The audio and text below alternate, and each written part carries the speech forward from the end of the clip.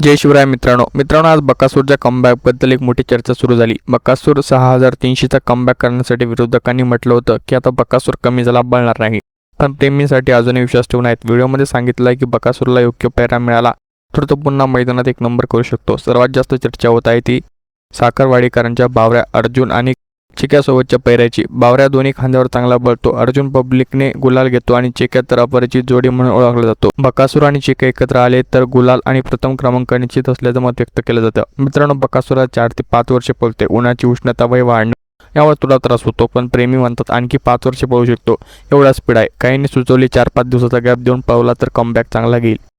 लखन, मथुर, घरणिकेचा राजा अशी इतर नंदीबद्दलही चर्चा आहे, पण मुख्य मुद्दा आहे की बकासूरला योग्य जडेदार मिळाला तर तो पुन्हा मैदानात धुमाकूळ घालू शकतो। मित्रांनो, बकासूर हा फक्त नंदी नाही, तो लाखो प्रेमींचा देव आहे। त्याचा इतिहास लिहिला जाईल तेव्हा पहिलं नाव बकासूरचं असेल। तुम्हाला बकासूरसाठी कोणता पैरा सर्वोत्तम वाटतो, बावऱ्या, अर्जुन की चिक्या?